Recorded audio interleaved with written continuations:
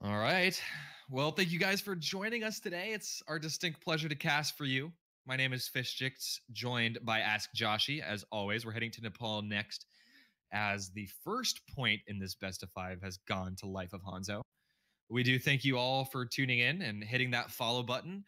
Again, this is the qualifier for the North American side of the One Nation of Gamers Overwatch Invitational for $3,000. So if you are interested in watching the actual event, it's coming up April 9th and 10th right here on twitch.tv/One Nation of Gamers. We'll be sending out some more information and details closer to that event as well. But thanks for tuning in, guys. Sit back, relax, because we got a couple more games coming your way.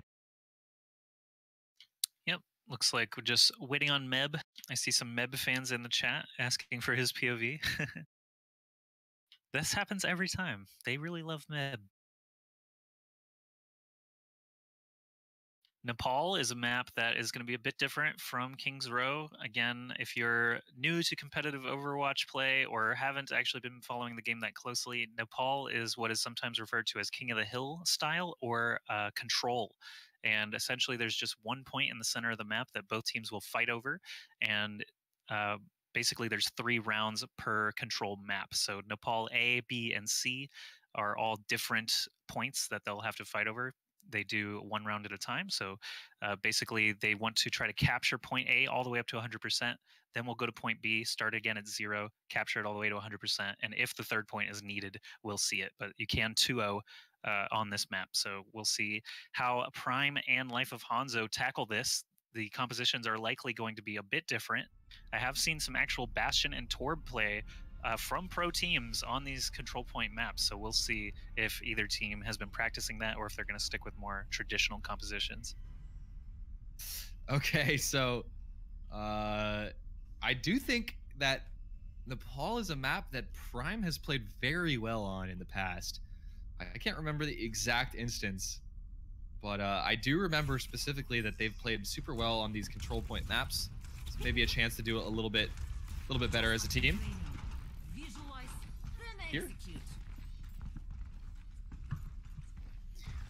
And here we go. Nepal is the map's 2nd game in this best of 5. Life of Hanzo currently up 1-0. Thanks so much for joining us. Taking a look at the roster lineups, we do have 2 Reapers, interesting, and 2 Zaryas for the red team, which is of course going to be Prime. So I've not seen this lineup before, honestly. This is a unique new one. And a very varied lineup. No double hero picks at all for Life of Hanzo, as they will clash on the high ground. We do see teams almost every single game going straight towards high ground control. And will this double Zarya play work here? It does look like they're edging out very far ahead already. And look how many Zarya bubbles are just up at all times right now. The control point is now unlocking, and I'm liking what we're seeing from Prime here. It was, yeah, 2 Zaryas on one side, 1 on the other. You're going to see many Graviton Surges here. No Torb or Bastion. Sorry for getting your hopes up, but look at that. Also double Reaper on both sides, as well as that staple healer, Lucio. Lucio is really great for these King of the Hill maps because he does have that AoE heal passive that you can just leave on all the time. He can also amp it up and heal many players all at once. So very valuable for a very focused area like this. You can see the Reapers are also a great choice here because they can do splash damage. Essentially, they can chunk down several players at once, and Death Blossom is such a good AoE ultimate that it can take out lots and lots of players unaware if you're able to drop down behind them. It also combos very well with Zarya's ultimate, the Graviton Surge, which holds them all in place.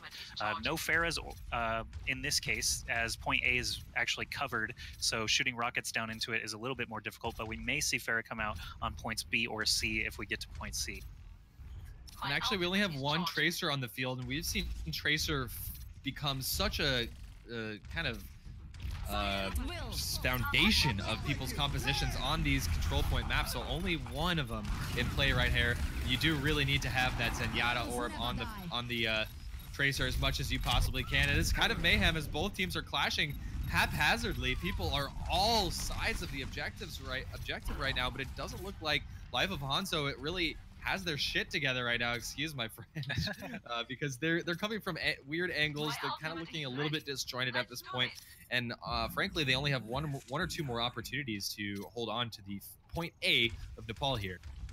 Yeah, Prime has just been in full control of point A. The double Reaper, double Zarya totally working out for them so far. No frills, basically, just lots of splash damage. There's that Graviton Surge we talked about. Blam was lying in wait and jumped in. There's that Death Blossom from above that we were talking about, though. It's so dangerous. Anytime you can drop down with a Death Blossom on unaware opponents, you're going to scoop some kills, and he got 3 of them there with the help of id and Dahang. They take out the last of Prime and get control of this point with only 3% left for Prime to be able to take point A. It has been flipped, so good job, Life of Hanzo, making that work. All right, so what's Prime's plan of attack to come back in here? They do have the ultimate advantage quite heavily here with 2-0. So we might see Meb engage with a... Yes, there is the Zarya ult, and here's they're going to combo them both, and honestly, I think this seals the deal for Prime. Getting 3 kills in a row, it's going to be very difficult, nay, impossible to break back in here.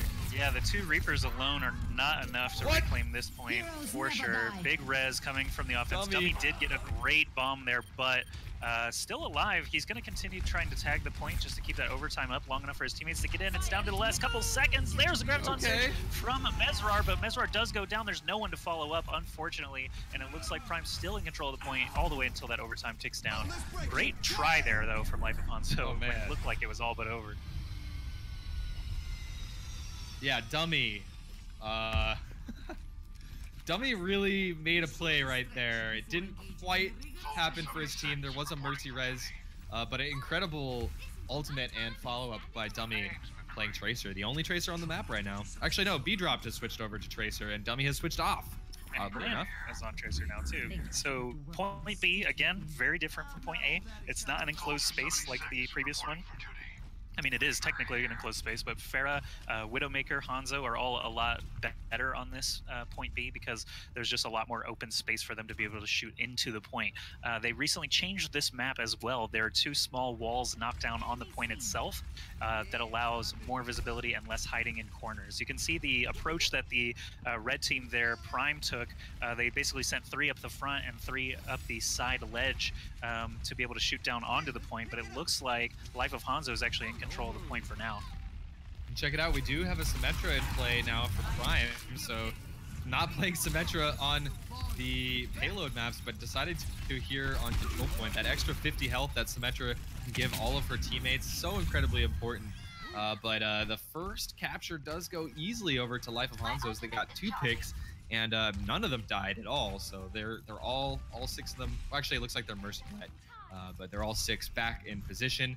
And one thing that we do hear from the top pro players a lot about these control maps, these King of the Hill maps, is that the first group to get the first capture has such a huge advantage, not because they have just captured and they're starting to take away percentage, but because they have an ultimate advantage, and that can really snowball and carry through for the rest of the game.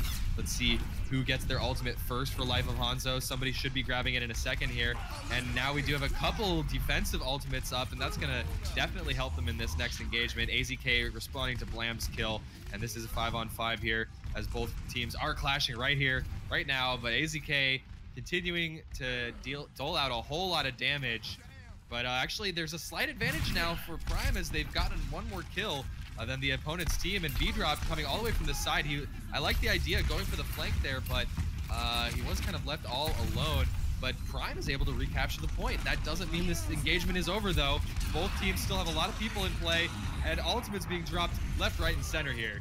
I gotta say, I really love seeing all the Graviton Surges and Reaper play. Reaper is one of my favorites to play, and every time I hear Graviton Surge go off, I just get a little bit giddy waiting for that Death Blossom follow-up, and they did a perfect job there, Life of Hanzo, to reclaim the point. I gotta say, I'm really a fan of Prime switching off of the Tracers and Symmetra.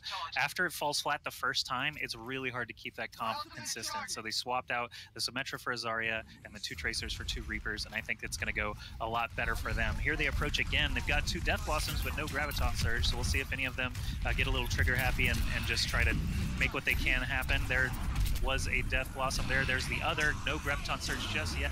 Now Meb. Looks like Prime is retaking the point. My team is actually locking up a little bit, though. Ben, take it away. Yeah, sure. Prime had a small advantage, but look at that response from Life of Hanzo. It's just Disaster left alive.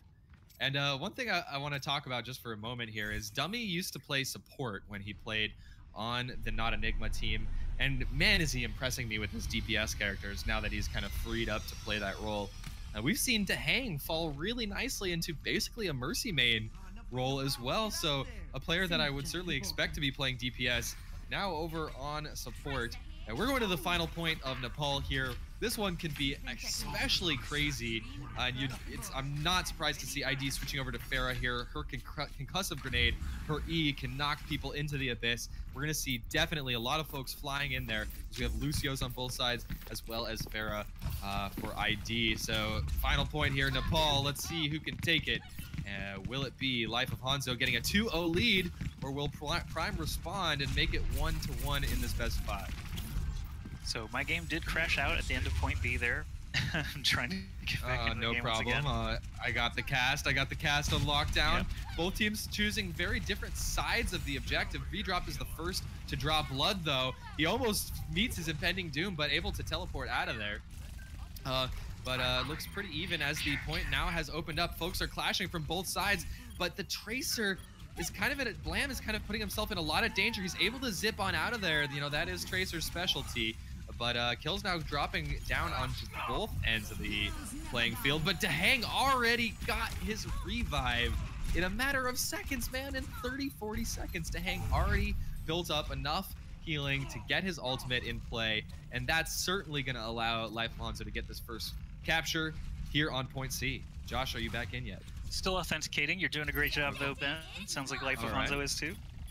Yes, Life of Hanzo doing awesome. They are jumping onto the point for a second here, but once again, V-Dropped playing Tracer, Blam playing Tracer, and they're often in a position where they're 1v2, 1v3, which is not necessarily bad. V-Dropped able to effectively get his ultimate off, so a little win for his team there. I am back in game now, or back in Overwatch. Toss me that invite and I can get back in. Heroes never die. Back. Map is loading. Take it away. Yes. All right. So here we are. It's currently 32% for Life of Hanzo, 13% for Prime, but Prime finally does have control. And I do think choosing multiple Tracers on this point makes sense. I mean, you can weave and dodge back and forth across all of these different little pockets. There's so many walls you can hide behind, so many areas that you can flank from. Teleporter bomb behind the point. I've never seen that, actually. Just so boldly placed on the point, essentially. But you're right about the Tracers. They do have a lot of room to wiggle around and stay hidden. And that's a Tracer's dream. You can rewind, and the enemy player might have no idea where you actually approached from. There's a big bomb being dropped by B-Drop. It does take out the teleporter. Actually, the teleporter looks like it was used up, so Papa Smurf having to run back to the battle now. No one's actually on the point except for AZK for Life of Hanzo, now tossing the flash, and he goes down as well. So Prime still hanging on to that point, and they are chugging along. This is looking pretty good for them, but defense, not defense, excuse me, the other team, Life of Hanzo, Dummy and id, both have their ults available, and they're both big splash ultimates, so we'll see how they can make use of those. All right, so Mesrar has switched on over playing Roadhog at this point in time, and that makes a lot of sense. If you're able to hook a Tracer, she is dead. She is good as dead. Absolutely, 100%. But slow-moving Symmetra orbs are getting kills on Tracer. You don't see that very often.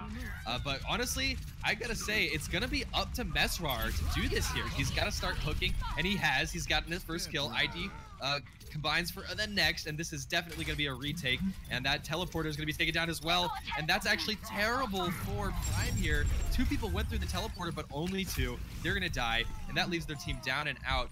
That said, they do have 93% to Life of Hanzo's only 40% at this point, so still plenty of time to move back in here, but that was the exact play that we needed to see out of Life of Hanzo. They did burn 4 ultimates, though, getting in there. It's true. I do love just watching these points C matches because they're so interesting.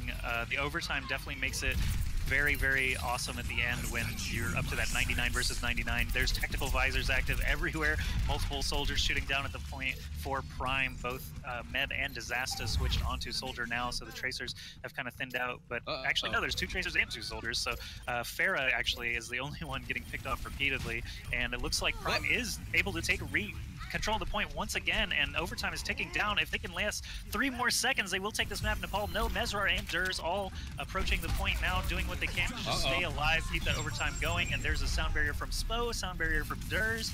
It's a huge battle on the point. Josh, a huge plays from Life of Hanzo right now, barely staying alive here and wanting to take this map, but that's 4 kills right in a row for Prime.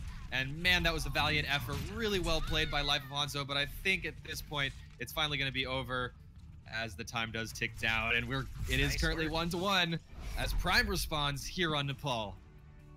Great stuff from Prime. They took both of the points that I saw basically very handily. I liked the composition on point A a lot, and point C was very exciting with all the Tracer action.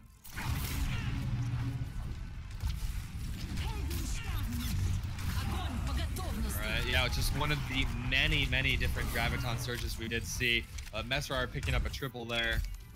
Nice stuff, but kudos to Prime. They've evened it up. The first map did kind of look a little one-sided towards Life of Hanzo, but Prime responding on a map I think they're a little bit more comfortable with. Let's figure out. A solid point that Life of Hanzo really kind of bulldozed the payload map, and all the rest of the maps in our pool are payload style maps, not King of the Hill. So Prime did a great job here on Nepal, but that is the only map in the pool with that game type. So they're going to have to shore up their payload play very quickly here as we move into Game 3. Looks like it will be on Dorado. All right, we're going to keep this rolling as quickly as we can. No downtime necessary at all.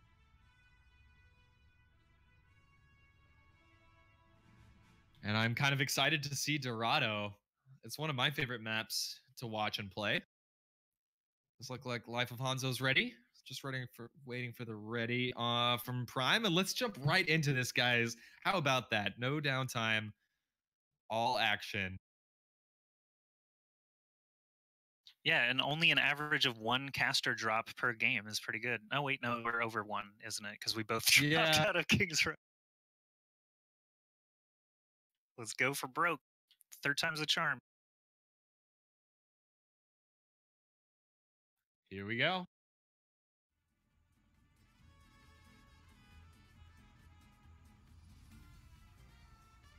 All right, Dorado is a full payload map. So King's Row is a capture point into payload where you basically have to take a stationary area and then push a payload. This one, you just start with a payload.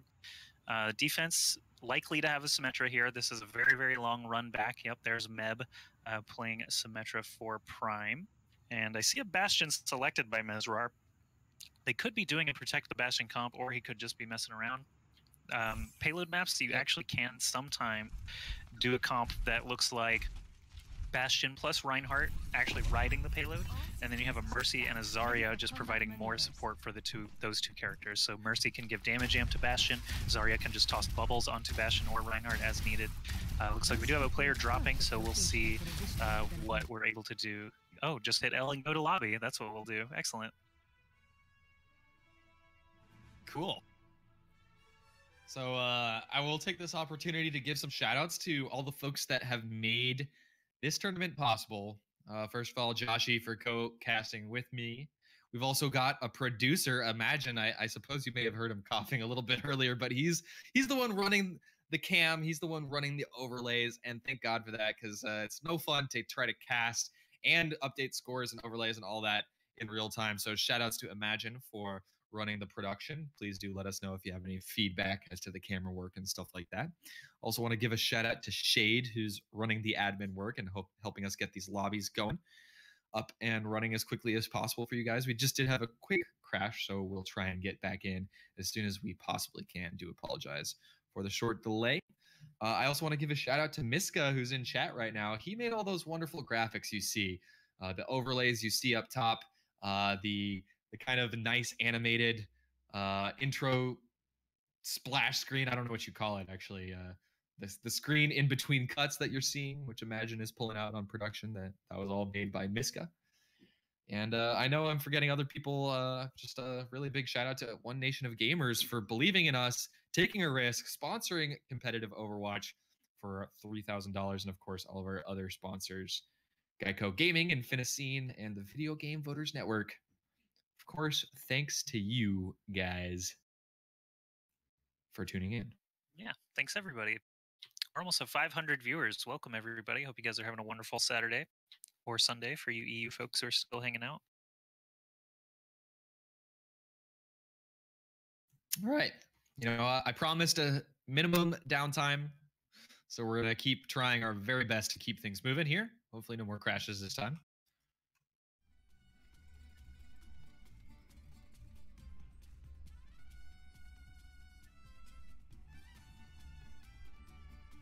Someone asked, can we explain what the sponsors actually are? So ONOG, One Nation of Gamers, is actually a sort of a grassroots organization that allows all sorts of players to enter their events. You can see all the banners here on this Twitch channel just below the video in the description. There's a lot of cool stuff there. Hearthstone is something that they're doing a lot of work on this year. They're going to have a huge tournament at PAX Prime later on this year. They've also got some events at PAX East that if you're attending that event, you can go check out. But definitely at least check out all the sponsors. Geico Gaming is not, it's not gaming insurance. It is Geico, the same Geico that you're well familiar with, but they do have a gaming division because they sponsor esports events and like to work with people like us. And so, yeah.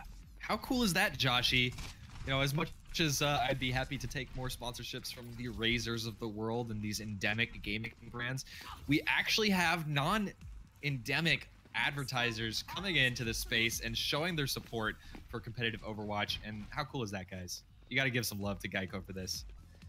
Of course, you guys can follow ONOG Esports on Twitter and head on over to win.onog.gg to have a chance at winning a brand new Alienware X51 gaming tower. And on defense, we do, of course, have a very standard lineup. It's reminiscent of the old days, but we, of course, do have 3 supports now with Symmetra, Lucio, and Mercy in play. We also have Papa Smurf sticking with Reinhardt on defense, and the 2 DPS are going to be Pharah and McCree. So this is very reminiscent of what we used to see in the first phase of the beta. And we do have Dummy playing the ever electric Hanzo. Life of Hanzo, well, that's his life right now because he's been playing a whole bunch of Hanzo here and there and playing him very effectively as well. So I'm going to make sure to watch a little bit of Dummy here as he's actually taking a huge flank at this point. Look at this. There's a Symmetra turret to find the flank. Right. So the Symmetra turret is going to catch him out. Yeah, Symmetra turrets look at Dummy. They're great for basically playing tower defense, and you can set a perimeter just by putting 1 sentry turret at all possible entry points. That way you know you can call out when someone is actually flanking you. It's great for that.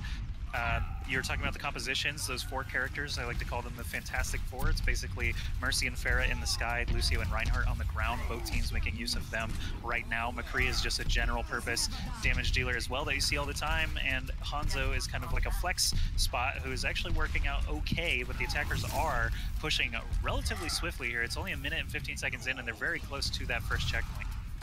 And Papa Smurf tried to get the dash attack against the enemy Reinhardt, but just exposed himself and immediately died. Mesrar kind of just did the same thing, but at least he pushed the defenders back far enough for Life of Hanzo to get all the way up to the second objective, the second capture, or second, whatever you call it, really quickly here. So a great time already being set, or at least a great pace already being set by Life of Hanzo. And I'm liking what I'm seeing again from Dummy. It's always exciting when you see these incredible flanks, these sneaky plays, as I've always used to call them back in the Quake Wars and Dirty Bomb days. The sneaky is always entertaining to watch. Yeah. So he's now actually on Widowmaker.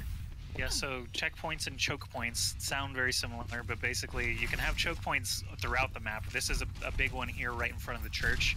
This underpass can be very difficult to break through sometimes. It's a very good choke for defense to watch. And the checkpoints, of course, are these actual literal spots on the map where if the payload reaches it, you get time added to your payload pushing. So they have 5 minutes, 38 seconds to basically get around one more corner. They're pushing through this choke really swiftly here. Mesrar and Durs and AZK being a really good ground force, while again, Pharah and second Mercy above it and Dehang, proving to be a very, very nice Pharah Mercy combo throughout this whole tournament. So another checkpoint reached by Life of Hanzo. They're cruising at this point. 7.5 minutes is a lot of time to get through this last area.